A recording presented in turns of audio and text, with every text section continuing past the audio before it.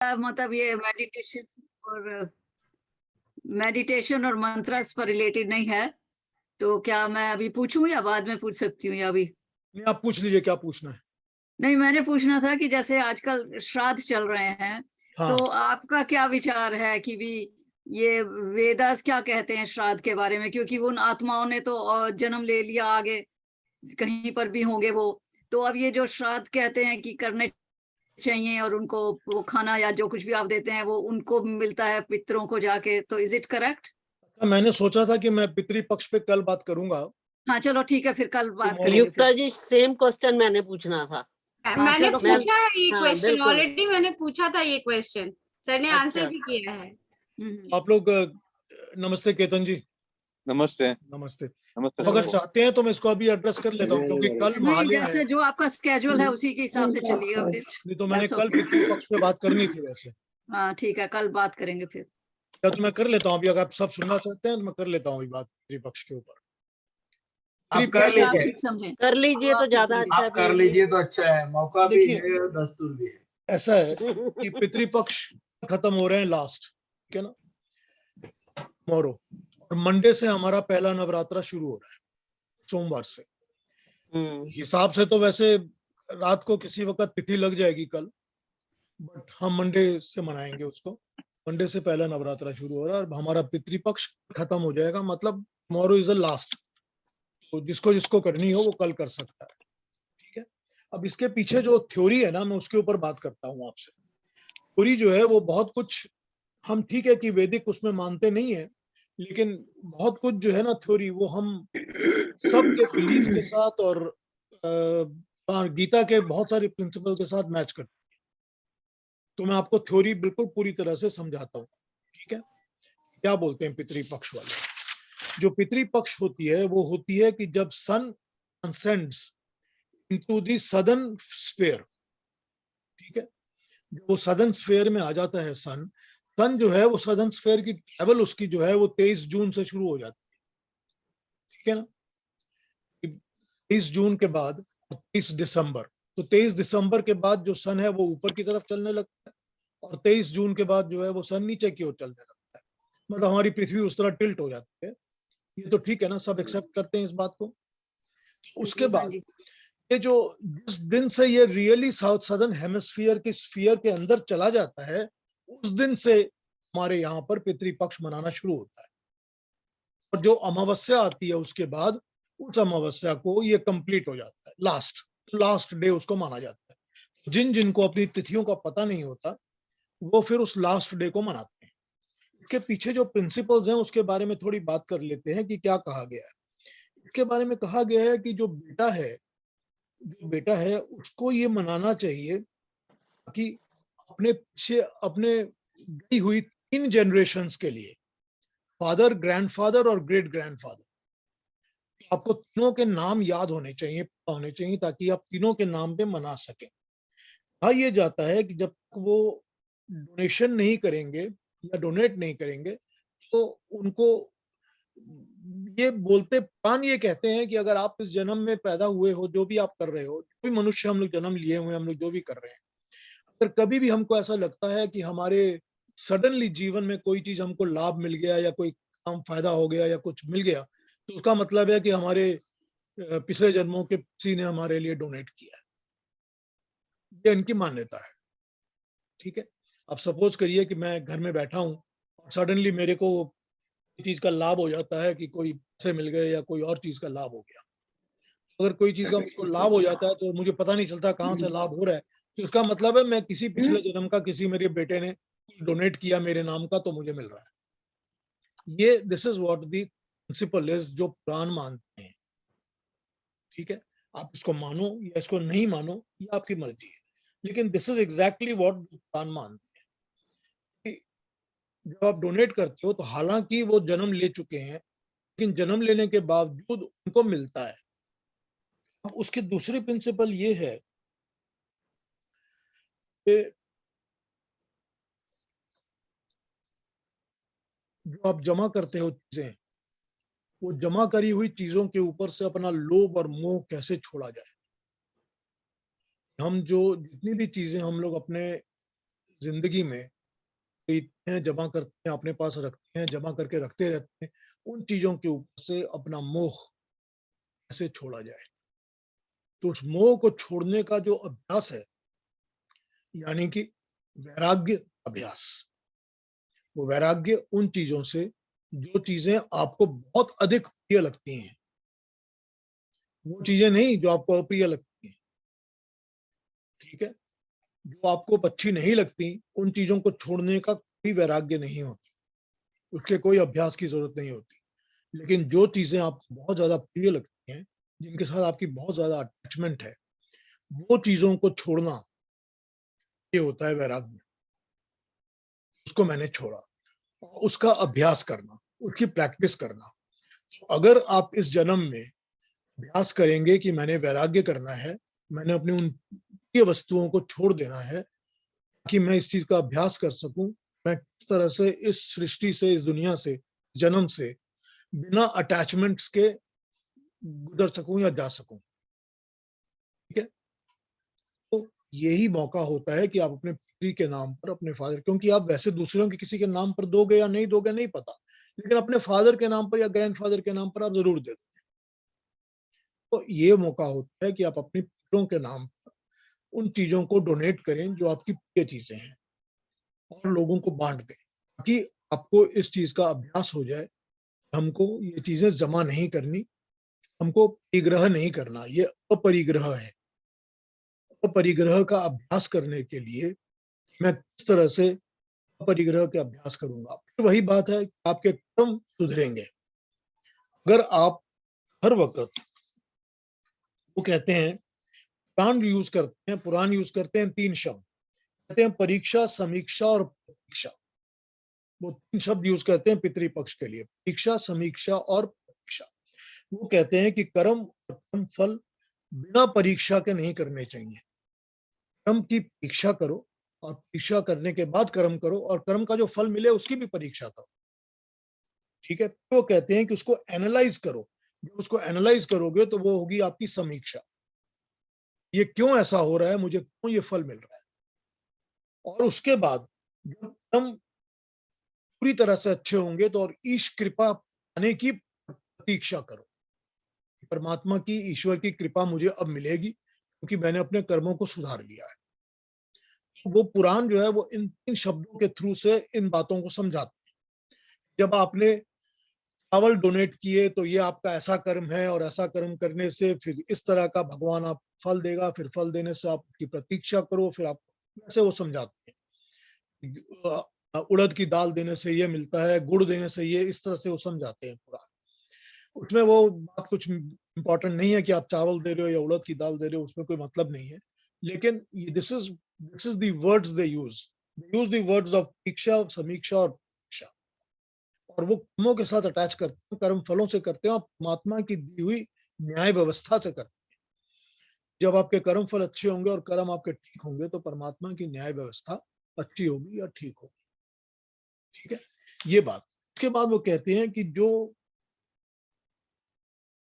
बहुत strongly attachments होती हैं, उन चीजों को छोड़ देने से, स्ट्रांग अटैचमेंट्स को छोड़ देने से आपके कर्म सुधरेंगे। क्योंकि जब तक आप किसी चीज को, विचार को और वस्तु और विचार दोनों को यूज करते हैं, विचार और वस्तु दोनों को जब तक आप त्याग नहीं करोगे, आपका वैराग्य नहीं ले सकते, आपका मोह, लोभ नहीं छूटेगा।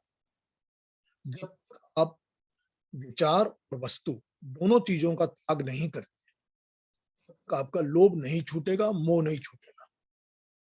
तो वस्तु तो आप दे ही रहे हो किसी को, वस्तु देने के साथ साथ उस वस्तु के साथ जुड़ा हुआ विचार भी आपको त्याग करना पड़ेगा।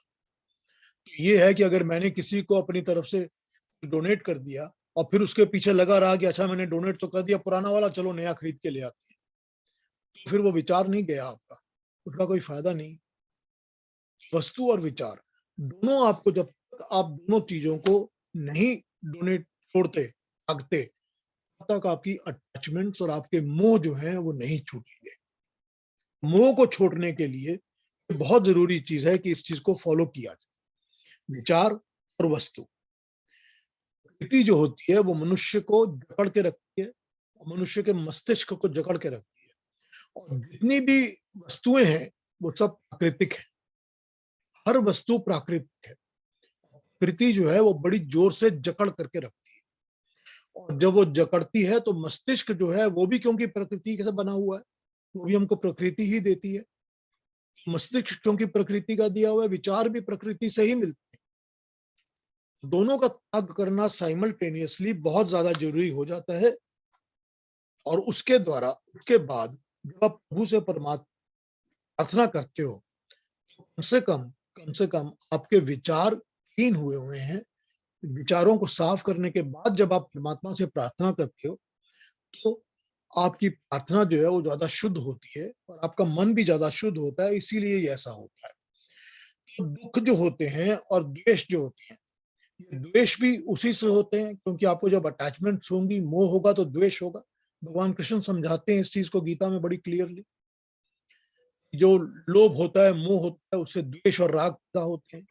राग मतलब होता है अटैचमेंट्स और द्वेष मतलब होता है गुस्सा या दुख या झगड़ा या जो भी है। ये भगवान कृष्ण समझाते हैं। तो ये भी यही कहते हैं कि दुख और द्वेष, ये दोनों चीजें अटैचमेंट से आती हैं, और अटैचमेंट को छोड़ने के लिए ये सबसे अच्छा तरीका होता है कि आप त्याग करोगे भी ये पूरा होगा। और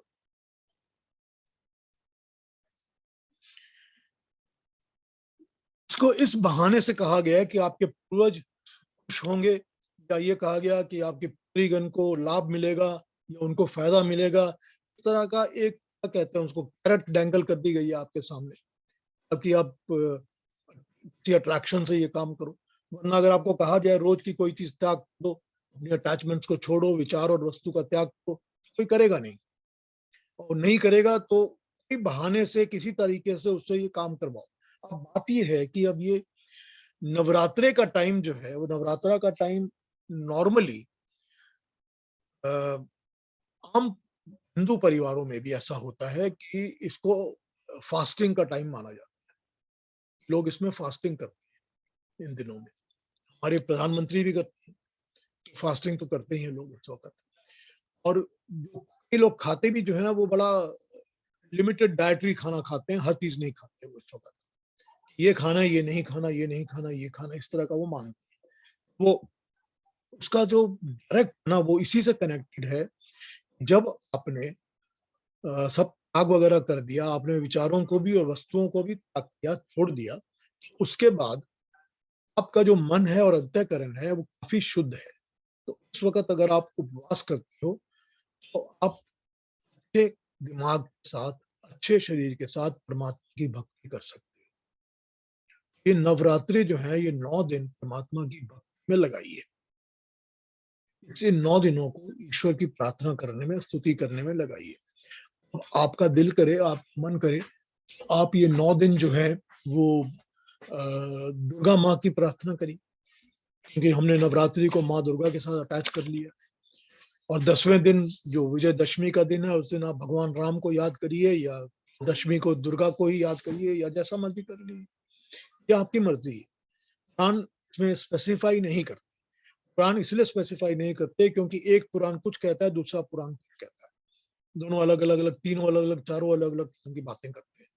तो वो ये कहते हैं, लेकिन कॉमन थ्रेड जो है वो यही है, क्योंकि आपने वस्तु और विचार उनका त्याग कर दिया। त्याग करने के बाद आप थोड़ा सा मेंटली ऑफलोड हो गए हो। तो ऑफलोड होने के बाद जब आप शारीरिक डिसिप्लिन पे आते हो, मैंने अब फास्टिंग करनी है, उपवास रखने हैं, तो क्या होता है कि मन शरीर को ध्यान लगाने में आसानी हो जाती है।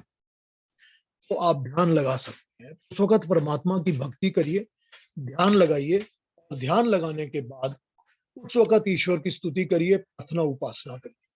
तो उस वक्त प्रार्थना उपासना और स्तुति करने से साल का जो ये वक्त है, ये टाइम जो है, ये ऐसा टाइम होता है जबकि हर किस्म की वस्तु पेट के लिए, खाने के लिए उचित नहीं होती।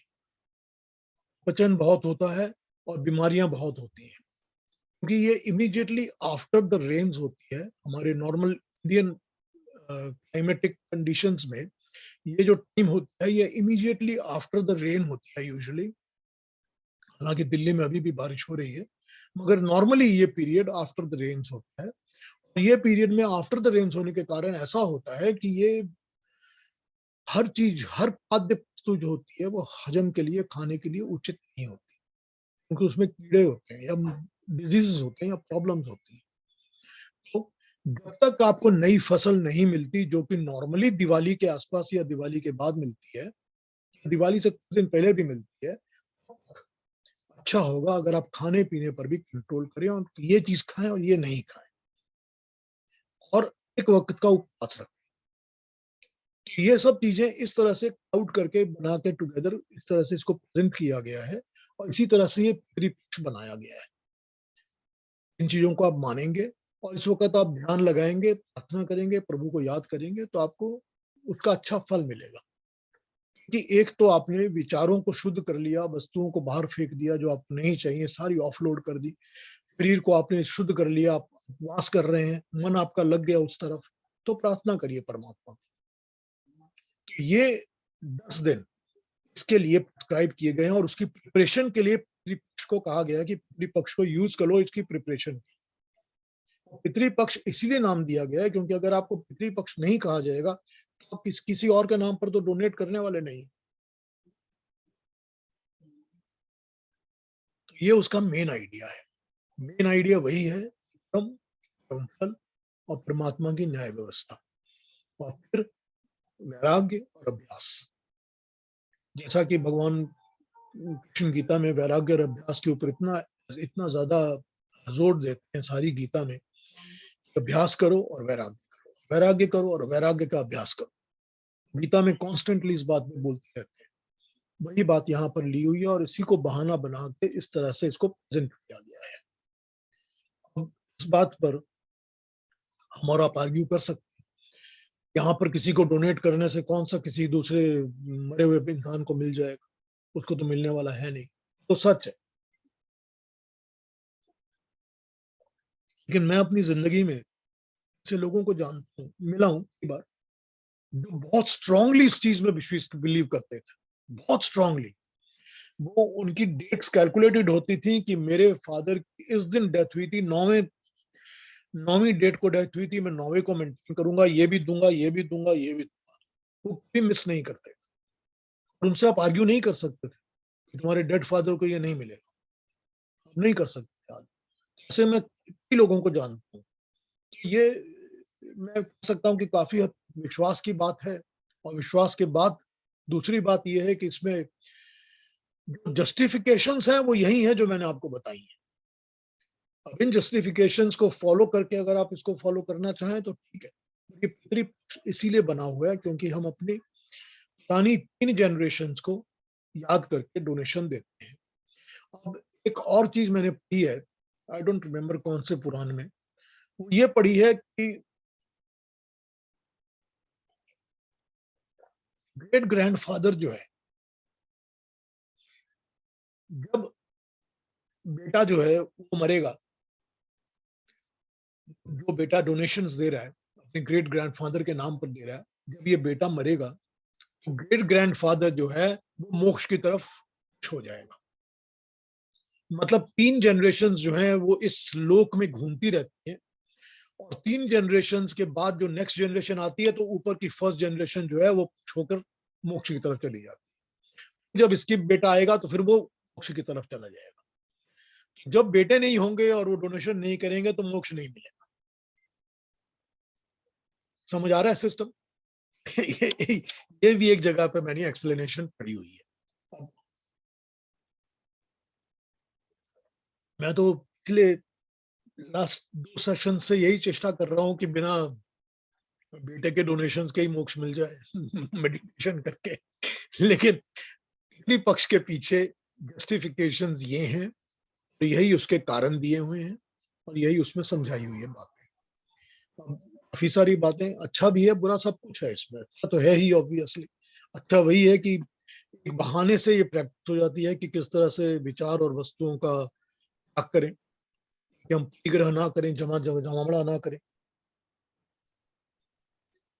पीयूष तो थोड़ी थोड़ी बेस- आवाज कट रही है आपकी। जी आवाज कट रही है। तो बेसिकली ये कहा जाए कि ये मतलब कि इसी बहाने अपने मन के विचारों की शुद्धि और इसी बहाने दान देने का एक वो हो गया कि अदरवाइज जनरली मतलब ध्यान में नहीं आता कि दान देना है या नहीं देना, इसी बहाने फिर दान दे देते हैं सब लोग, कि ये मतलब discipline in your life kind of. देखिए बात ऐसी है कि आप किसी भी वस्तु को, जिस चीज को आप बहुत प्यार करते हो, आप सारी जिंदगी नहीं छोड़ते। जब आप नहीं छोड़ते या किसी भी, समझ लीजिए आदत को या किसी भी जिन चीजों को आप जमा कर रहे हो उन चीजों को आप नहीं छोड़ते। जब आप नहीं छोड़ते तो होता यह है कि वो सारी जिंदगी साथ रहती हैं, और जब मनुष्य की मृत्यु होती है तो भी अटैचमेंट्स उसके साथ रहते हैं, ठीक है ना। जब उसके साथ अटैचमेंट्स रहती हैं तो उसको नए जन्म में वो अटैचमेंट्स ही जन्म दिलाएंगी दोबारा, और वही उसकी योनि में आ जाएगा कि उसको अटैचमेंट के साथ ही उसी कारण से उसको वही शरीर मिलेगा जहां उसकी अटैचमेंट्स पूरी हो रही है, ठीक है ना। यहां तक समझ में आ रही है ना बात। फिर अगर उन अटैचमेंट्स को नहीं छोड़ेंगे, कैसे मुक्ति मिलेगी? तो अटैचमेंट्स को छुड़वाने के लिए एक प्रैक्टिस बनाएगी। हाँ श्वेता जी पूछेंगे। सर लास्ट टाइम आपने बोला था कि श्राद्ध जो होता है वो श्रद्धा से की जाती है, और श्रद्धा तो यहाँ पर है ही ना, बिना श्रद्धा के तो आप कर नहीं सकते ना। और ये बहुत अच्छी आपने बात बताई कि विचार एंड वस्तु। तो मैं तब से वही सोच रही हूँ कि जैसे दान देते हैं तो हम क्या देते हैं, या तो पैसे दान दे देते हैं या कुछ सामान, जैसे बोलते हैं जो भी उनका फेवरेट था वो कुछ दे दो। तो वो उसके साथ विचार मीन्स कैसे विचार, जो किस टाइप के विचार हमको दान में देने चाहिए, वो मुझे समझ में नहीं आया। विचार एंड वस्तु का कोई अगर एग्जाम्पल आप एक देते हैं कि अनाज के साथ में ये वो। विचार का मतलब है अटैचमेंट। आपको जो भी लगता है कि मेरी ये अटैचमेंट्स हैं, आप कभी गए होंगे किसी किसी पुराने जमाने की बात बताता हूँ, आजकल होता कि नहीं मालूम नहीं, कि मैं जब मैं कोई 3-4 बार या 5 बार भी गया हुआ हूँ जगन्नाथपुरी, क्योंकि वो हमारे कलकत्ते बहुत पास होती थी, तो निकल जाया करते थे, चलो हॉलीडेज बना के आते हैं पुरी में। तो जब टेम्पल में जाते थे, पुरी के टेम्पल में, वो ये पूछते थे कि आपकी कोई एक वस्तु यहाँ पर छोड़ के चले जाइए, ठीक है, मतलब आप क्या छोड़ सकते हैं। तो पहले वो पूछ लेते थे कि चलो खाने के आइटम छोड़ दीजिए, जो आपको बहुत फेवरेट है वो यहाँ छोड़ दीजिए। कोई कहता था मेरी खीर बहुत फेवरेट है, तो अब आज के बाद आप खीर नहीं खाएंगे, आपने हमको डोनेट कर, ठीक है। इसी तरह से वो कहा करते थे कि आप एक अपनी हैबिट छोड़ जाइए यहाँ पर। लोग कहते थे मेरे को ताश खेलने की हैबिट है, मेरे को शराब पीने की आदत है, तो लोग कहते थे मैंने आपके यहाँ छोड़ दी। नॉर्मली तो ऐसी बातें ही सुनने में आती थी। ये यहाँ पर क्या है, देखिए जब वो मंदिर में पुजारी आपसे पूछ रहा है तो अभी तो वही वस्तु और विचार वाली बात आ गई ना। वो कोई ना कोई विचार ही आपसे मांग रहे हैं ना कि आप विचार छोड़ के जाइए। अब इसका दूसरा तरीका ढंग बना लिया हम लोगों ने, पुजारियों ने दूसरी बात कर ली, हम दूसरी तरह से लेते हैं, ठीक है। लेकिन इवेंचुअली विचार का मतलब ये है कि जो भी मन में ऐसे विचार हैं जो कि आपको बांधते हैं, टच करते हैं, ठीक है ना, जो आपको किसी भी चीजों के साथ अटैच करके जोड़ के रखते हैं। धन का विचार, धन को जमा करने का विचार, धन को डोनेट तो कर दिया, मैंने अपने पिता के नाम पे धन डोनेट कर दिया, वो धन तो डोनेट हो गया, फिर उसको फिर जोड़ने का, फिर उसको और जमा करने का विचार जो है वो तो नहीं छोड़ा ना, वो तो लगा रहा। फिर जब का विचार भी नहीं छोड़ते वस्तु के साथ, उस वस्तु को ही केवल डोनेट करने का फायदा नहीं है, आपको दोनों चीजें छोड़ने पड़ेगी। तो वस्तु और विचार, ये दोनों का डोनेशन करने का आप अभ्यास करना पड़ेगा, तभी आपके अंदर वैराग्य आएगा। वैराग्य किस चीज से आएगा? प्राकृतिक वस्तुओं से, सृष्टि की हर वस्तु से वैराग्य लेना है, ठीक है ना। वैराग्य किससे लेना है? प्राकृतिक वस्तुओं से, जो प्राकृतिक चीजें हैं, जो आदतें हैं, जो हैबिट्स हैं, जो भी हैं, प्राकृतिक चीजों से वैराग्य लेना है। यही चीजें हैं ना जिनसे वैराग्य लेना है। वैराग्य लेंगे तो वैराग्य के साथ थॉट का वैराग्य भी साथ आएगा। पर सिर्फ आपने चीजें छोड़ दी और थॉट आपने छोड़ा नहीं। मैंने लंगोटी पहन ली, लंगोटी पहन के मैं हिमालय चला गया, हिमालय में बैठा हूँ, और वहां बैठ के क्या करता हूँ कि सारा दिन यही सोचता रहता हूँ कि मैं क्यों नहीं यार ये ले लेता, ये भी ले लेता, वो भी ले लेता, फिल्में देखना शुरू कर देता, लोगों के साथ मिलना शुरू करता और चीजें खरीद लेता। विचार जब तक नहीं छोड़ेंगे तब तक तो वैराग्य का कोई मतलब नहीं है ना। वैराग्य तो दोनों लेवल पर होना चाहिए ना। वैराग्य तो तभी वैराग्य है जबकि मानसिक वैराग्य नहीं होता। असली वैराग्य तो मानसिक वैराग्य ही है ना। मानसिक वैराग्य भी होगा जब आप विचारों को त्यागेंगे। वस्तु विचार, वस्तु is an, you can say it's an excuse so that आपका विचार का त्याग हो जाए। Does that explain it? या very much. I am just thinking कि कौन से वस्तु से मेरा कौन सा विचार जुड़ा हुआ है। I am just thinking that. Piyush ji, मैं कुछ बोलूं? केतन जी बोलिए, आप क्या बोलना चाहते हैं? इसमें श्राद्ध में 3 चीज है, मैं ऐड करना चाहूंगा, आपने बहुत अच्छा समझाया ऑलरेडी। पहला तो ये आपने जो बताया ना, कैमरा ऑन कर लीजिए, आप कैमरा ऑन कर लीजिए। मेरा घर पीपल सी यू। मेरा बैकग्राउंड बहुत ही गंदा है। मैं अभी बेसमेंट में रहता हूँ ना, हमारा ऊपर वो सेकंड फ्लोर हो रहा है, तो उसकी फिक्र मत करिए, डोंट वरी अबाउट इट। हमने या इट्स सुनना है, ओके देखना नहीं। Ketan sir, we want to see you because आप भी बहुत अच्छा हाँ। एक्सप्लेन करते हैं। बस ठीक है, डोंट वरी अबाउट तो दिस इज मी। इट। ठीक है, बोलिए। तो बात ये है कि आपने अभी जो समझाया ना, बहुत बढ़िया है, परफेक्ट है वो चीज। उसमें मैं थोड़ा जोड़ना चाहूंगा कि आदमी देने के बाद भी नहीं देता। वो एक बात होती है, जैसे कोई कहता है मैंने मंदिर में 5,000 का डोनेशन दिया, मगर वो 5,000 उसके मन में तो अभी भी मेरा ही 5,000 है। तो मतलब देना, जो विचार की बात आप जो पूछ रहे थे ना, वो देना मतलब अपनी ओनरशिप को छोड़ देना, वो भी एक बात, और वो विचार का पार्ट है। क्योंकि लोग 5,000 डोनेशन देते हैं, फिर बोलते हैं मैंने तो मंदिर में 5,000 दिया, मैंने तो मंदिर में 5,000।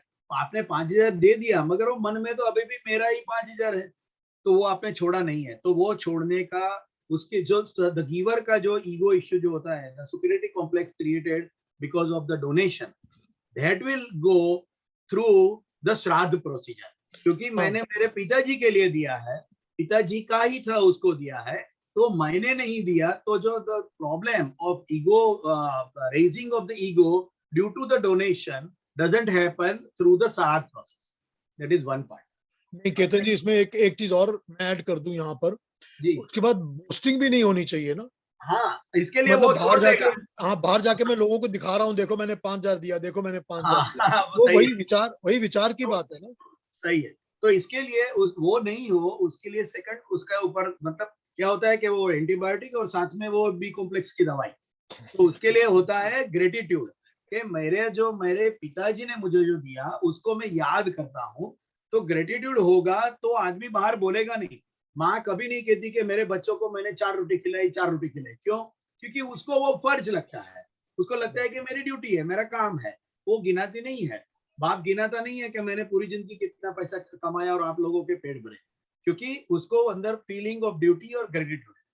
श्राद्ध में पिताजी को लाने से या दादाजी को लाने से, वो ग्रेटिट्यूड की फीलिंग होने से आदमी गिनाएगा नहीं। वो सेकंड प्रॉब्लम ऑफ द जो डोनेशन का जो ईगो का जो सुपीरियरिटी कॉम्प्लेक्स है, वो baking a complex, baking a chemical composition of gratitude with it, वो उसका लिमिटेड हो जाएगा या नहीं। और तीसरा एक बात है जो बहुत ही चैलेंजिंग है और उसको प्रूव करना ऑलमोस्ट इम्पॉसिबल है। मगर अब अभी तो सांख्य योग का हम लोग रेफरेंस लेते हैं यहाँ, मैं गीता का नहीं बात करूंगा मगर रेफरेंस पे बात करूंगा कि हम कहते हैं कि आत्मा है, दूसरा जन्म लेती है। तो क्या यहाँ वो आत्मा मर गई तो इमीडिएटली क्या दूसरी जगह जन्म लिया? और हमें तो पता है कि 5वें महीने में आदमी का धक धक चालू होता है गर्भ के अंदर, तो फिर उसका जन्म कब हुआ? एक्चुअल जन्म, रीजन्म जो हुआ वो कब हुआ? तो इमीडिएटली तो होता नहीं। और हमें पता है कि the main sperm is the active part, इसीलिए तो हम लोग वंश में मेन को लेते हैं, वीमेन को क्यों नहीं लेते? क्योंकि the active part of the thing, मैंने, मेरी डॉटर है डॉक्टर, मैंने उसको पूछा था कि जीव कहाँ से आता है, द जान उसमें कहाँ से? तो it is in sperm, it is not in the egg. Egg is a resources to grow the sperm and the life in it. Anyway, so immediately तो पैदा होगा नहीं, क्योंकि वो कहीं तो 5 महीने के गर्भ में उसका होता है और वो तो स्पर्म में होता है, तो वो जाएगा कैसे वहां? तो इसके लिए कोई इन बिटवीन स्टेज है। कोई इन बिटवीन स्टेज है, जो स्टेज में वो आत्मा स्थिर हो कहीं रहता है और फिर वो अपनी इच्छाओं वासनाओं उसके हिसाब से वो नया जन्म कहीं तो लेगा वो। मगर जो इन बिटवीन स्टेज है वहां उसको अगर अपनी पुरानी इच्छाओं को इतनी ज्यादा, बहुत ही ज्यादा उसको अगर कनेक्टिविटी है तो वो वहीं रहेगा। इसलिए हम लोग कहते हैं कि इन बिटवीन स्टेज में जब वो देखेगा कि मेरे बच्चे मुझे याद करते हैं, अभी मेरा ये नहीं है, तो वो शांति से दूसरी जगह जाने के लिए रेडी होगा। जैसे जूनियर केजी में जाने वाला बच्चा जो होता है उसको तो पहले दिन नहीं जाता, नहीं जाना, मुझे घर रहना। उसको जूनियर केजी में स्कूल में जाने के लिए हमें घर से रेडी करना पड़ता है। माँ या तो उसको पटाती है, मारती है, कुछ भी करती है, अभी वो बोलता है हाँ मैं जाऊंगा। द रेडीनेस ऑफ द आत्मा टू गो इनटू अनदर। और ये तो बहुत लंबा टाइम भी होता है। कभी बोलते हैं मुझे नहीं मालूम, इसके लिए पीयूष जी ज्यादा बताएंगे, मगर 11 साल लगते हैं, 12 साल लगते हैं, 8 साल लगते हैं, 9 साल लगते हैं, कभी कभी 20 साल लगते हैं। इसलिए हम लोग नहीं बोलते कि अरे ये मेरी बेटी है ना, वो एकदम मेरी दादी के ऊपर है। तो कैसे वो आती है, वो कभी अपनी ही इसमें वापस भी जन्म लेते हैं। तो उसका जो इन बिटवीन स्टेज है, वो स्टेज के टाइम के ऊपर जब वो हमें देखेंगे, क्योंकि एक बात सोचिए, हमारे तो इतने सारे जन्म हो गए, बहुनी में व्यतीतानी जन्मानी तव चार्जुना, तो हमारे तो शायद मनुष्य में भी 5000 जन्म हो गए, तो हमारे 5000 बेटे, ग्रांड किड्स, अरे बाप रे बाप कितने ज्यादा हो जाएंगे, उतना तो कनेक्शन रह नहीं सकता। तो इसके लिए जो लेटेस्ट है उसके साथ में कनेक्टेड होने की वजह से वो एक इन बिटवीन स्टेज को भी हैंडल करना, इसको प्रूव करना इम्पॉसिबल है। शायद अगर कोई बड़ा योगी हो, कोई आत्मा को बुला सके तो पता नहीं मुझे, मगर ये इन बिटवीन स्टेज के लिए भी ये जरूरी है कि श्राद्ध कर्म किया है। इसमें मैं यूज करूंगा, यूजुअली पहले साल तो नहीं करते हैं, यही सुना गया कि पहले साल नहीं करते हैं, उससे अगले साल में जाके करते हैं। तो may be this is the reason. इसका कारण रीजन हो सकता है कि बिकॉज जब तक वो आत्मा जन्म लेगी कहीं और जाएगी, सेटल होगी। नहीं, देखिए मैं इसको यूज करता हूँ as an example given in Brihadaranyaka Upanishad. ठीक है, इस बात को बृहदारण्यक उपनिषद समझाता है। वो कैसे समझाता है, मैं उसकी एग्जाम्पल लेकर आपसे इस पर इस वक्त बात करती हूँ। उपनिषद ये कहता है कि जो मनुष्य की आत्मा होती है, सॉरी पीयूष जी, मेरी वाइफ है, वो कुछ 1 साल वाला कुछ बोलना चाहती है। हाँ बोलिए। हाँ, इसमें हमारे जो प्रियजन हमसे अलग हुए, वियोग हुआ है मृत्यु के कारण, तो वो हमारे माता पिता है और हमारे बहुत ही प्यारे रहते हैं। तो उसको हमारे शास्त्र में ऐसा बताया है कि पहले हम जब वो पास्ट अवे हो जाते हैं तो तभी हम उसको 15 दिन में याद करते हैं, बाद में 1 महीने में याद करते हैं, बाद में 6 महीने में उसको याद करके सब पूजा और भोग वगैरह लगाते हैं, फिर बाद में 1 साल के बाद में धीरे धीरे करके, इसलिए 1 साल है कि 1 साल के बाद में उसको याद करके फिर अगले साल में उसको श्राद्ध में सम्मिलित करते हैं। ठीक है, नहीं मैं आपको ऐसा है कि मैं आपको सिर्फ बृहदारण्यक उपनिषद क्या कहता है उसके बारे में बताता हूँ। बृहदारण्यक उपनिषद ये कहता है कि हर एक मनुष्य के अंदर जो आत्मा होती है ना, वो जिस तरह से घास के ऊपर 2 पैर वाला कीड़ा होता है ना, जिसके 2 पैर होते हैं, एक पैर एक ब्रांच पे रखता है, दूसरा पैर जो होता है उसका ऐसे ऐसे घूमता रहता है, क्योंकि वो जगह ढूंढता रहता है कि मुझको कहाँ जाना है। तो जहां जाना है वहां की जगह पे जाके वो दूसरा पैर रखता है और पहला उठा लेता है, उठा के फिर यूं आके बैठता है और फिर अपना आगे वाला उठा लेता है। ठीक है, 2 पैर वाला कीड़ा इसी तरह चलता है, घास पे चलता है और इसी तरह चलता है। तो वो ये कहता है बृहदारण्यक उपनिषद कि 2 पैर वाले कीड़े की तरह आत्मा जो होती है वो मनुष्य के शरीर में बैठी रहती है। उसका एक पैर मनुष्य के शरीर के अंदर बैठा रहता है, दूसरा पैर जो है वो हमेशा हमेशा अपनी नई कर्म भूमि ढूंढता रहता है, हमेशा ढूंढता रहता है कि मेरे को अपनी नई कर्म भूमि या नई वो भूमि जो मैं डिजर्व करता हूँ वो मिलेगी, कहाँ मिलेगी और कब मिलेगी और मिलेगी, वो ढूंढता रहता है। जैसे ही उसको नई जगह प्राप्त होती है वो पुरानी जगह को छोड़ देता है। पहली बात। तो इसका मतलब ये है कि उसके पास कोई गैप स्थिति नहीं होती। अब ये भूमि जो है उसकी डिजर्विंग कर्मों के कारण हो सकती है कि उसको कर्मों के कारण कौन सी योनि मिलेगी या कौन सी जाति मिलेगी या क्या मिलेगा, कैसा शरीर मिलेगा, ये हो सकता है। या ये भी हो सकता है कि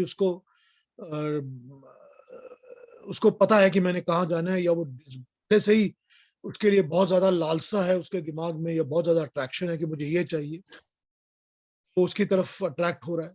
दो बातें।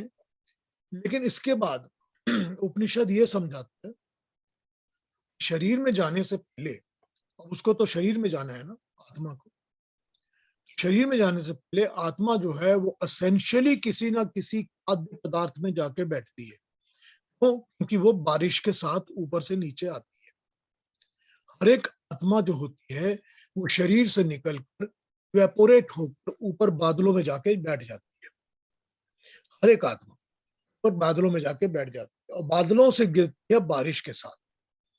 जब बारिश के साथ बादलों से नीचे आती है तो नीचे आकर वो आत्मा किसी न किसी फूड खाद्य में एंटर करती है, किसी प्लांट में, किसी फल में, किसी फ्रूट में, किसी और खाद्य चीजों में, वेजिटेबल्स में, किसी भी ऐसे प्रोडक्ट्स में एंटर करती है। उसके द्वारा जो मनुष्य उसको खाता है उसके शरीर में उसका प्रवेश होता है।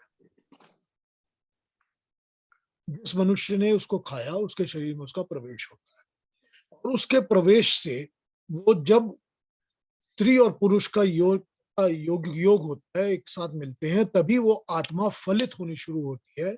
और तब अब जैसे सूक्ष्म आत्मा, स्थूल आत्मा और कारण आत्मा, तीनों आत्माएं को बस समझाया था, मैं फिर समझा सकता हूँ अगर आप चाहें तो। तीनों आत्माओं में से जो एकदम सूक्ष्म आत्मा है वो तो चली गई।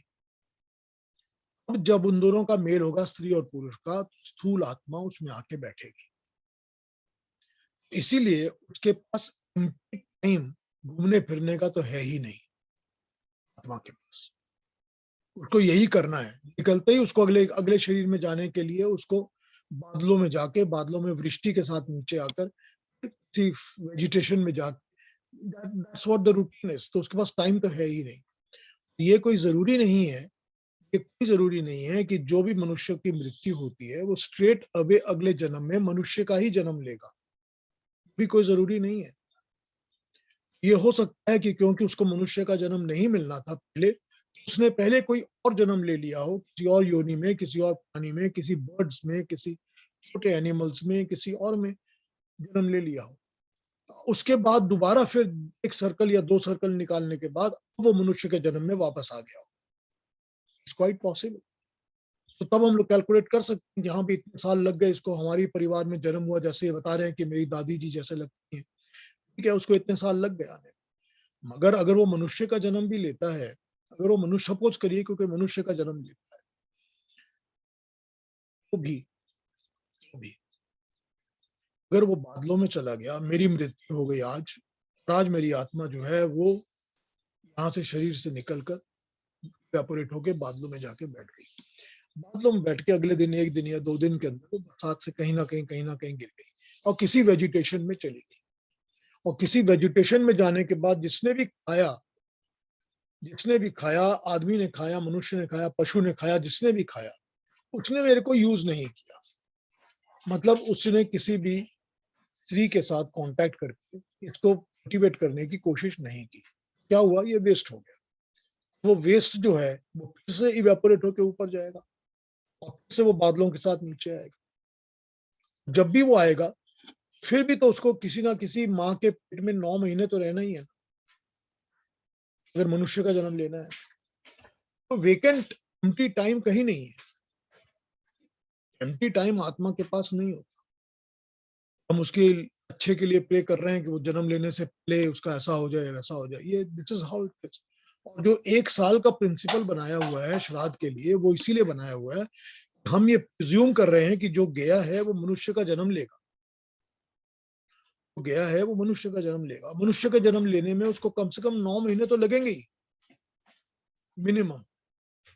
इसीलिए हम 1 साल के बाद उसका श्राद्ध मनाते हैं नॉर्मली।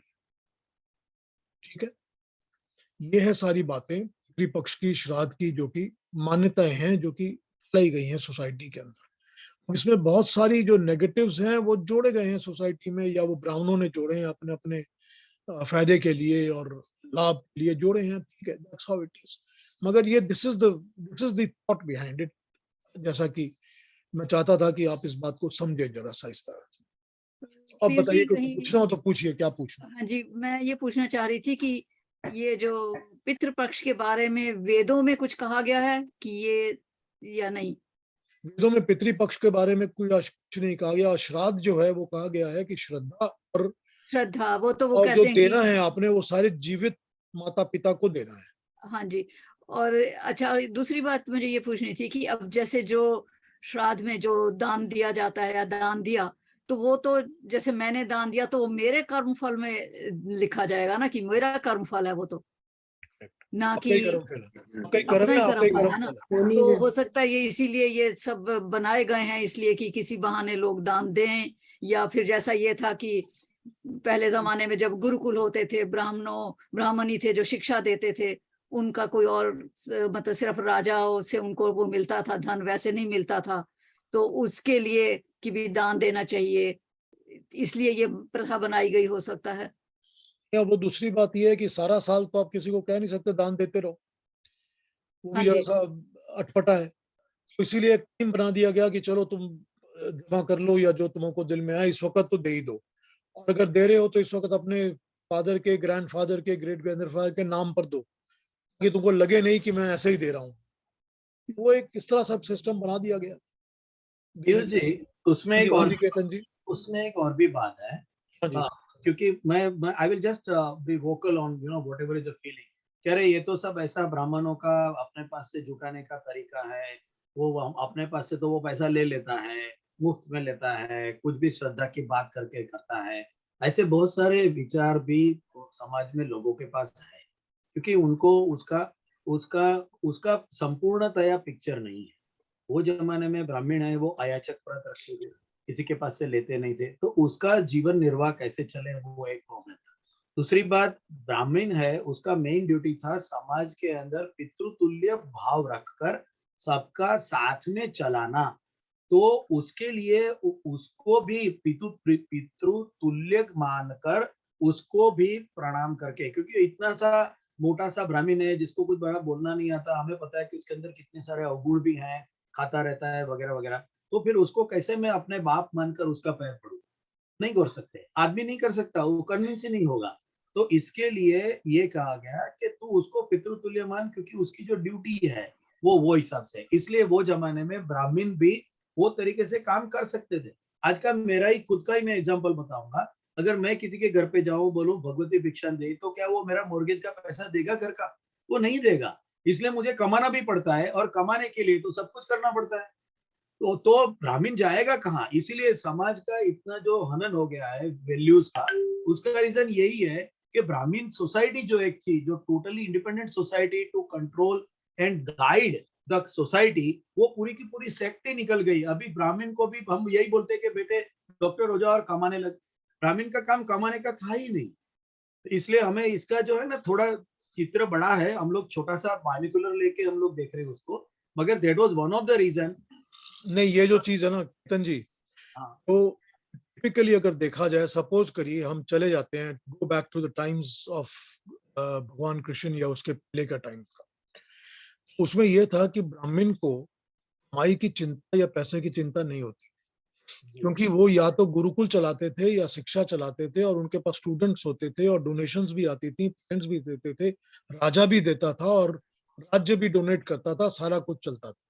उसको ये चिंता नहीं होती थी कि मेरा खाना कैसा चलेगा, मेरी रोटी कैसे चलेगी, कमाई कैसे चलेगी। उसका काम ही था विद्या का दान देना, या टेक्नोलॉजी का दान देना, या शस्त्रों का दान देना, मतलब जो कि उसने डेवलप किए हुए हैं अपनी टेक्नोलॉजी से, साइंस के साथ। तो उसका काम ही ये था। उसके पास वो लोग आया करते थे, वो रेगुलर उसको डोनेट भी करते थे, फीस भी देते थे। अब मैं जितने भी आपको उपनिषद पढ़ के सुनाता हूँ, उसके शुरू में कह देता हूँ कि वो अपनी समित अपने हाथों में संविधाएं लेकर आए हैं, ठीक है ना। जो शिष्य आए हैं, वो जो शिष्य जो आए हैं, वो अपने हाथों में संविधाएं लेकर आए हैं गुरु को देने के लिए। जी संविधान का मतलब नहीं कि लकड़ियां ही देकर आए हैं, मतलब जो भी उन्होंने डोनेट करना है अपने गुरु को देने के लिए ताकि उनको शिक्षा प्राप्त हो, ड्यू फीस वो सब कुछ लेकर आए हैं जो देनी है उन्होंने गुरु को। जी उसको पीयूष जी उसको फीस नहीं कहेंगे क्योंकि लोग ये समझते हैं कि फिर वो ये है, वो वॉलंटरी लेके आते हैं, इसलिए अगर कोई नहीं भी लाया तो भी वो शिष्य हो जाता हाँ ठीक है, दैट इज ट्रू। है। हाँ क्योंकि जस्ट गुरु को ये चिंता नहीं होती थी कि मुझे एक शिष्य ने दिया या नहीं दिया, वो चिंता नहीं होती थी। जी बिल्कुल लेकिन ये सारा सिस्टम जो है ये 2-3 हजार साल से ही बिगड़ना शुरू हुआ, जबकि ब्राह्मणों के अंदर ज्ञान कम हो गया, ज्ञान देने वाले नहीं थे, गुरुकुलों में उनका सिस्टम नहीं बना रहा, वो खत्म होने लग गया। दिस इज व्हेन द ब्राह्मणों ने सोचा कि हमको तो भाई अपना काम चलाना है, पेट पालन करना है। तो this is where the system started getting contaminated. तो डॉक्टर साहब क्या आप कहना चाहते हैं? एक दान और पितृपक्ष वगैरह के बारे में एक बात कहना चाहता हूँ। यदि मैं आज किसी को भारत में या कहीं भी पैसा भेजना चाहूँ तो मुझे बैंक या पोस्ट ऑफिस जाना पड़ता है या चेक लिखूंगा, उस पे मैं वो मुझे पूछेंगे नाम क्या है और ये भी पूछेंगे एड्रेस क्या है, कहाँ भेजना है, और इतना देने के बाद फिर वो फीस लेंगे, जो भी देंगे पैसा लेंगे, वो वहां पे पहुंच जाएंगे। अब जब हम श्राद्ध करते हैं तो पंडित जी आ जाते हैं, खाना तो खा लिया, फिर ये हम कभी नहीं पूछते कि कहाँ भेजना है पैसा, और मुझे भी मालूम नहीं कि पैसा कहाँ भेजना है, तो पंडित जी ने कहाँ भेजा। ये सोच के ये भी सोचना चाहिए कि वो पैसा भेज खाना जो भी है, वो कहते हैं आपके पितरों के पास पहुंच जाएगा, नहीं, लेकिन वो सिर्फ आपसे नाम पूछते हैं ना, वो नाम पूछते हैं, नाम वो पूछते हुए आपके पितरों का नाम पूछते हैं क्योंकि एड्रेस उनको पता है, एड्रेस नहीं मालूम, एड्रेस उनको किसको पता है, किसानों का एक कॉमन एड्रेस है, उनको पता है। वो कॉमन एड्रेस की बात ही पूछ रहा हूँ कि ये है कि ये यदि आप जिंदा माता पिता की सेवा नहीं कर सकते, उनको पूजा नहीं कर सकते, या जो भी शब्द यूज करना चाहें, हाँ, तो मृतकों की सेवा करने का तो मृतकों कोई की मतलब करने की क्या जरूरत है। बिल्कुल ठीक बात, मृतकों का करने का तो कोई फायदा नहीं जब आप जिंदे की नहीं कर सकते। पक्ष है कि अपने पूर्वजों को याद करिए और उनकी अच्छी चीज जो चीजें छोड़ गए हैं, चीजें ये नहीं कि स्थूल चीजें, लेकिन वो चीजें जैसे उनके विचार, हाँ, उन्होंने ज्ञान, क्या किया, कैसा ज्ञान, किया, वो श्राद्ध है। शिक्षा और ज्ञान। हाँ, जो उन्होंने छोड़ा कि अपनी विद्या का जो भी आपको समझाया, हम उसका पालन कर रहे हैं, ठीक बात, वो दान वो है। ये नहीं है कि अच्छा हमने पैसे भेज दिए, बाकी 364 दिन तो हम सोचेंगे नहीं उनके बारे में। सही बात, बिल्कुल सही। और जो आप जो दान की बात करते हैं कि जैसे कि पीयूष जी ने कि घमंड होना कि मैंने ये दिया है इसलिए मैं ये दे रहा हूँ ताकि सबको पता चले। मैं आप सीधी सच में बता रहा हूँ, मैं थोड़ी देर के लिए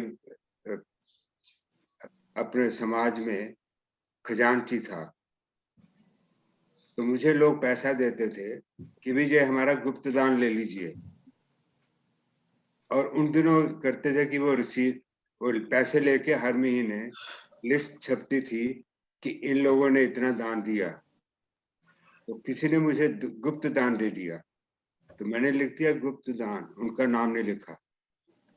अगले दिन मुझे प्रधान जी आके पूछते हैं कि डॉक्टर साहब उन्होंने इतना पैसा दिया था, आपने उनका नाम नहीं लिखा। तो मैंने उनको बताया, मैं कहा देखिए ये तो फिर रसीद गुप्त दान का मतलब क्या अगर आप नाम मैंने कहा ये रसीद है, उन्होंने कहा कि गुप्त दान, हाँ, उसका कोई मतलब नाम नहीं लिखा, नहीं, मतलब नहीं है कोई, तो उसका मतलब नहीं है। लेकिन यही प्रॉब्लम है कि हम दान देते हैं तब तक देंगे जब तक कि सबको पता चल जाए। पहले होता था कि दान दे दो, सब किसी को बताओ नहीं कि क्या दिया। नहीं, वो तो मंदिरों में एक ईंट भी लगाएंगे तो उस पे अपना नाम लिखवा देंगे। यहाँ शो ऑफ का दान का फायदा नहीं वो बताने का उसका क्या फायदा नहीं होगा, कि मैंने ये दिया। शो ऑफ के दान एक का पर एक ने तो ऐसे भी कहा, ये डॉक्टर साहब ये मेरे गुप्त दान ले लीजिए, और हाथ में पैसे पकड़ के। तो सभा में, सभी सभा में कह रहे हैं गुप्त दान ले लीजिए। हाँ, कोई मतलब नहीं। यार, अब मतलब ये- यही है कि मैं ये दे रहा हूँ, आप लोग देख लो, लेकिन मैं अपना नाम नहीं बताना चाहता। वही वो बात कहते हैं ना, the left hand right hand should not know what the left hand does. हाँ, होना यही चाहिए ना, असली होना दान तो तो तभी वही होता है। मतलब है ना, भी मतलब है ना। पितृ अच्छा, पक्ष ये द्वारा हम अपने सब्जेक्ट हमने जन्म आज माँ उठा बाप लिया की था। सेवा नहीं कर सकते, उनको कह रहे नहीं बेसमेंट में ये बैठे रहो, ऊपर नहीं आना, हमारे फ्रेंड आ रहे हैं। तो बाद में ये करने का क्या, प्रपंच करने का क्या अर्थ है? ठीक है, हमने जो आज सब्जेक्ट किया था, तो मैंने आज पितृपक्ष पर ही बात कर ली थी। अब हम लोग, क्योंकि मेडिटेशन पे हमारा बाकी है अभी, continued from the previous weeks, तो वो मैंने आपको कहा था कि मैं अगले मंत्र पे भी बात करूंगा और की मेडिटेशन पे भी बात करूंगा, उसको हम लोग पकड़ेंगे। ठीक है, क्योंकि आज हमारे पास अब टाइम तो है नहीं। तो आज अगर इस सब्जेक्ट पे कोई और बात करनी हो तो जरूर कर ली। केतन जी, आप क्या कहना चाहते हैं, बताइए। शर्मा जी, मैं ये कहना चाहता हूँ, आपने जो दान के लिए जो विचार और वस्तु छोड़ने की बात की, वो हमारे शास्त्रों में बहुत अच्छा लॉजिक है। और इसका सबसे फायदा तब होगा कि जब हमारे शरीर में से प्राण छूटेंगे। हमारे शरीर में से जब प्राण छूटेंगे तब बहुत तकलीफ होती है, हम कुछ चीज छोड़ना नहीं चाहते। और तभी अगर हमें इसकी आदत हो गई है वस्तु और दान करने की, तभी हमारा प्राण आसानी से छूट जाएगा। तो ये लॉजिक बहुत अच्छा सा हमारे शास्त्रों में आपने अरे अच्छी तरह से केतन जी, समझा। ये तो आपने गोल्डन वर्ड्स बोल दिए अभी, एकदम गोल्डन वर्ड्स बोल दिए। मैं इस पर Yes. बात करने वाला था। जो आत्मा होती है ना, आत्मा को शरीर छोड़ने में बिल्कुल कोई कष्ट नहीं होता। कष्ट होता है। वो आत्मा है, एक मिनट इस बात को सोचिए। आत्मा जो है वो इस शरीर के झंझट से, इस शरीर की एंट्रैपमेंट में से निकलकर एकदम फ्री वर्ल्ड में परमात्मा की दुनिया में जा रही है, जो कि बिल्कुल वास्ट, कंप्लीट फ्रीडम वाला परमात्मा की दुनिया है। आत्मा को किस बात का कष्ट है? आत्मा का तो कोई कष्ट है ही नहीं। वो तो कष्ट यहाँ पा रही थी, वो तो शरीर के अंदर बैठी थी तो आत्मा कष्ट पा रही थी, क्योंकि शरीर का जो कष्ट था वो आत्मा भोग रही थी। वो जो आत्मा शरीर छोड़ेगी तो उसको किसी किस्म का कोई कष्ट नहीं होता, बिल्कुल नहीं होता। जो कष्ट होता है वो प्राणों को शरीर छोड़ने का होता है, क्योंकि शरीर जो है वो प्राणों को नहीं छोड़ना चाहते और प्राण शरीर को नहीं छोड़ना चाहते। कष्ट सिर्फ वही होता है। तो यही बात जो आपने अभी कही है, अगर ये प्राणों और शरीर को छोड़ने वाला झमेला थम जाए, वीक हो जाए, कष्ट ही नहीं होता है मृत्यु के समय। ये कैसे होगा? ये वही प्रैक्टिस जो वस्तु और विचार के त्याग प्रैक्टिस है ना, वैराग्य और अभ्यास की जो प्रैक्टिस है, अभ्यास और वैराग्य, वही होगा ये कि मेरे को प्राण का भी तो वैराग्य करना है ना, शरीर को भी छोड़ना है ना। जब इस शरीर को भी छोड़ना है तो उसका भी तो एक अभ्यास और वैराग्य है ना। अगर वो मेंटली रेडी है मनुष्य, तो फिर वो कष्ट नहीं होगा, मृत्यु के समय वो कष्ट भी नहीं होगा। जितनी अटैचमेंट्स होगी उतना मृत्यु के समय कष्ट ज्यादा होगा। जितनी अटैचमेंट्स होगी, जितनी पकड़ होगी, जितनी जकड़ होगी, उतना शरीर छूटेगा ही नहीं। कष्ट तो वही होगा। आत्मा तो छोड़ना ही चाहती है, आत्मा तो रहना ही नहीं चाहती। आत्मा तो चाहती है मैं मुक्त होकर परमात्मा के जाके मिल जाऊं। आत्मा को तो कोई कष्ट नहीं है, कष्ट तो सारा ही शरीर और प्राण को है। बिल्कुल गोल्डन वर्ड्स बोल दिया आपने ये एकदम। Simple सच है। words, sir. Simple word like habit of, practice of quitting. छोड़ने की आदत ऐसी डालो कि प्राण भी छूट जाए तो पता ना चले। हाँ, वही तो है। वैराग्य और अभ्यास तो वही चीज है ना। वही भगवान कृष्ण कहते हैं ना कि हमेशा से ही वैराग्य और अभ्यास की प्रैक्टिस करते रहो, कॉन्स्टेंटली। ये तो बोलता हूँ, एक दिन की प्रैक्टिस में तो कुछ नहीं होता ना, एक दिन के में तो कुछ नहीं बनेगा। इसको तो करते रहना पड़ेगा अपने जीवन में, इसको स्टाइल को लाना पड़ेगा ना, ही होगा। और कोई क्वेश्चन है आज के लिए? ठीक था आज का सेशन? बहुत अच्छा। Very nice. अपने पितृपक्ष वगैरह के बारे में क्लैरिटी है? नहीं, मेरी एक क्वेश्चन है पीयूष जी। हाँ प्रभा जी। कि हम जैसे मंदिरों में जाके दान देते हैं, भगवान को अर्पित करते हैं, पंडितों को चढ़ावा देते हैं, जो भी करते हैं, उसकी जगह यदि हम कोई निडी संस्था को दान दे दें तो वो पितृपक्ष में आते हैं कि नहीं? नहीं, दोनों ही चीजें आती हैं, क्योंकि वो भी तो नीडी है ना, मंदिर और जो पुजारी हैं वो भी तो नीडी है ना। अगर आप नीडी को इस तरह देना चाहें वो आपके मन की बात है। दोनों ही चीजें आपके पक्ष में आ जाती हैं और दोनों ही चीजें अच्छी हैं, उसमें कोई हर्ज नहीं। वैसे आप लोगों को एक बात बताऊं कि मुझे किसी ने फोन किया था 2-3 दिन पहले, वो संडे को आके मेरे को कोई चावल और कुछ दे देना चाहते हैं घर में आके। आते हैं कि नहीं आते कल मेरे को पता नहीं है, लेकिन मुझे भी किसी ने फोन किया था कि वो आके देना चाहते हैं। आएंगे कि नहीं पता नहीं, लेकिन वो लोग ऐसा ही होता है, जहां भी चाहे जो भी चीज दे सकते। उसमें पीयूष जी ऐसा है कि हम लोग दूसरी जगह दे सकते हैं, मगर ऐसी एक छोटी सी एक सूचना होती है उसमें कि हम लोग ब्राह्मण को या मंदिर को दे, क्योंकि वो इंस्टीट्यूशन और वो प्रेयर्स के लिए और हमारे रिलीजन के बेस के हिसाब से भी, फेथ के हिसाब से भी वो जरूरी है कि मंदिर हो। अगर सोच लो कि मंदिर वगैरह कोई सब लोग सिर्फ हॉस्पिटल्स को या अनाथ आश्रम को उसको ही देने लगे तो मंदिर बंद हो जाएंगे, तो हमारी जो प्रेयर है, हमारी जो प्लेसेस ऑफ वर्शिप है वो बंद हो जाएगी। इसलिए उसको न देना ऐसा नहीं है, मतलब नहीं, ना देने वाली बात नहीं होती है, मतलब उसको भी आप साथ में दे। मंदिर तो जाते ही जाते हैं जी, वो जरूर से कर सकते हैं। आप गरीबों को दान दे सकते हैं, आप विद्यार्थियों को फीस दे सकते हैं, आप मतलब जहां आपके दिल में चाहे कुआं खुदवा सकते हैं कि भाई हमारे गांव में कुआं नहीं है, विधवा बहनों के लिए फंड कर सकते हैं, मिलिट्री की जो बहनें हैं जिसके पति गुजर गए हैं, शहीद हो गए हैं, उनके फंड में आप पैसा दे सकते हैं। मतलब देने के लिए तो उसके लिए तो पीयूष जी बोलेंगे हमारे वेदों में जो देने के लिए लिखा है, श्राद्ध का जो अगर श्लोक पढ़ेंगे ना तो पागल हो जाएंगे। इतनी चीजें देने की लिखी है, वो ट्रांसलेशन ही नहीं करेंगे तो अच्छा है, क्योंकि ट्रांसलेशन करेंगे तो आदमी को लगेगा कि मैं कुछ कर ही नहीं रहा हूँ। Millions and trillions of things are listed to give, उसमें सब है। विद्या दान है, भूमि दान है, द्रव्य दान है, ज्ञान दान है। अगर मैं मेरे पिताजी के याद करके मैं हर रोज समझो कुछ ज्ञान दान करता हूँ, मतलब एनीथिंग दान के लिए तो पूरा गीता में अध्याय में ही बताया दान के प्रकार हैं, तो वो प्रकार में से कोई भी दान आप कर सकते हैं। यज्ञ में आप पैसा दे सकते हैं, एनीथिंग, मगर रिलीजियस इंस्टीट्यूशन सो कॉल्ड उसमें देना चाहिए, क्योंकि नहीं तो वो बंद हो जाएगा तो हमारी पूरी आस्था की जगह बंद हो, वो नहीं होना चाहिए।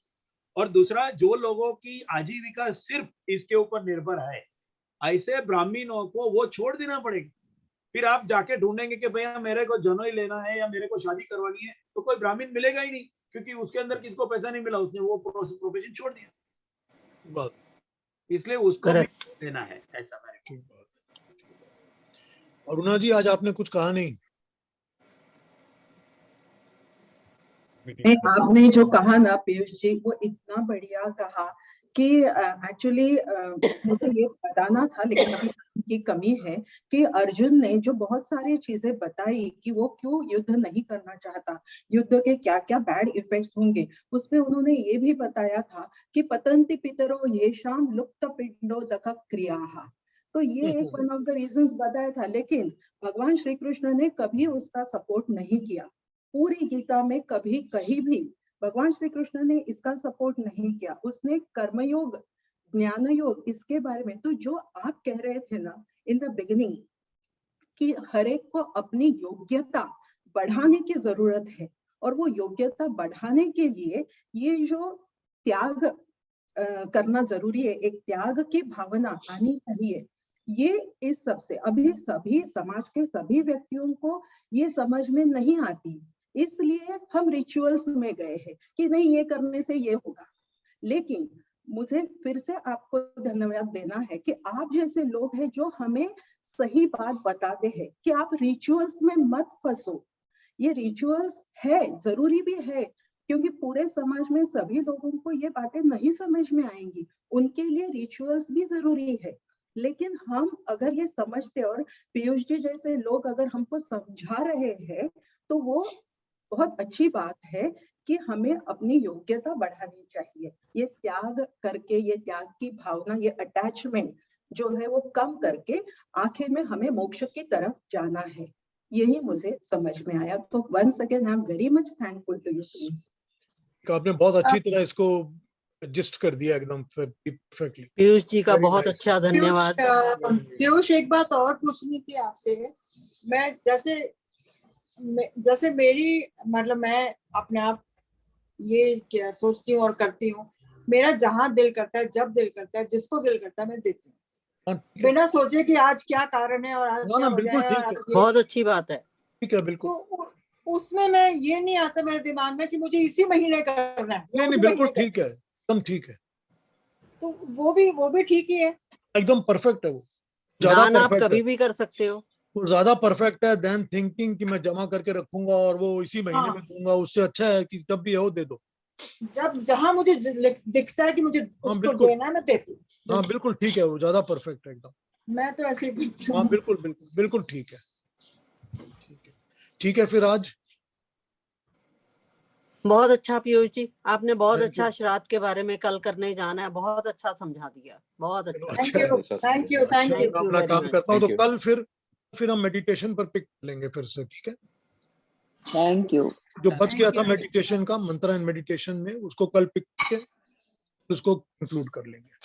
आज आवाज थोड़ी ब्रेक चिप कर रही है हाँ, आपकी। कट नहीं, रही है हाँ, थोड़ी सी। मैंने तो पूरा वो नया करा लिया अपना जो इंटरनेट है ना, वो सिस्टम ही पूरा उसमें नया उसमें करा ऐसा है, बीच बीच में इट वाज ब्रेकिंग, थोड़ा ब्रेक था। उसमें ऐसा स्लो है हो कि- जाती है आवाज। उसमें लिया। ऐसा है केतन जी कि क्या कह रहे हैं? हम जो पार्टिसिपेंट है ना, वो जब नहीं बोलते हैं ना तो म्यूट कर दें, क्योंकि हाँ, तब क्योंकि बेहतर। उससे क्या है, सिस्टम का लोड कम हो जाएगा। इसी रीजन से मैं वीडियो भी नहीं करता, क्योंकि हम अगर बोले तब वीडियो करें ठीक है, तो system load will be reduced and हम लोग पीयूष जी को बहुत अच्छी तरह से देख भी सकेंगे और सुन भी। हाँ, ठीक है। Correct sir, correct. गुड, आज good. मैंने थोड़ा रखा कल था से क्योंकि यही करेंगे। हाँ, मम्मी पापा थे, इसलिए मैंने आज थोड़ा अपना वीडियो ऑन रखा था। नहीं, वीडियो रखिए ऑन, वीडियो में कोई प्रॉब्लम नहीं है। ऑडियो को अगर आप ऑफ कर देंगे, जब नहीं ऑडियो बोल तो रहे ऑफ हैं, था। जब नहीं बोल रहे हैं तब ऑफ करेंगे, तो फिर मेरे को यहाँ पर लोड नहीं आएगा। नहीं बोल रहे हैं केतन जी। श्वेता कल भी लेके आना सबको। हाँ जी, हाँ जी। अभी मैं पापा से बात करूंगी थोड़ा डिटेल में। हाँ, तो पापा से आज मेरा जो भी इंटरेस्ट है वो मेरे मम्मी पापा की वजह से ही है। कुछ भी नहीं तो प्रॉब्लम उनके- भी होता है तो उनको ये कोई बोलते प्रश्न हैं होगा, उनको कोई प्रश्न होगा तो मैं कल एड्रेस करूंगा, ठीक है, ओके, थैंक यू। ठीक है। श्वेता जी, एक मैं कहूंगा, आप जो ये एक्टिविटी में पार्ट ले रहे हैं ना, उसकी वजह से आपके पेरेंट्स को जो जीवन में आत्मा की शांति मिलती है ना, वही सबसे बड़ी आपकी पेरेंट्स के लिए गिफ्ट है। क्योंकि बच्चे सब संस्कारी रहे और अपने अपने रास्ते पर बराबर चले, वो देखने से माता पिता को जितना आनंद होता है, उससे ज्यादा आनंद कहीं भी नहीं मिलेगा। करेक्ट, तो सही बात। You are doing a great work. Thank you so much. ये मैंने पापा के लिए सरप्राइज रखा था। मैंने पापा को बताया नहीं था कि मैं कुछ ऐसा क्लास कर रही हूँ। मैंने सोचा था कि मैं वहां जाके इनको सरप्राइज दूंगी वो क्लास में अटेंड करा के। तो अभी वो बाद में मुझे अभी डिस्कस करना है कि उनको कैसा लगा, क्या है। वेरी गुड, ठीक है, अच्छा लगा, कोई दिक्कत नहीं है, परेशानी नहीं है। Thank you, thank you, thank you so Okay. Much, thank you अच्छा, सो मच। नमस्ते, कल Thank you, मिलते हैं। शर्मा जी, नमस्ते। Join tomorrow. नमस्ते, Thank you everybody. Thank you. Thank you. नमस्ते।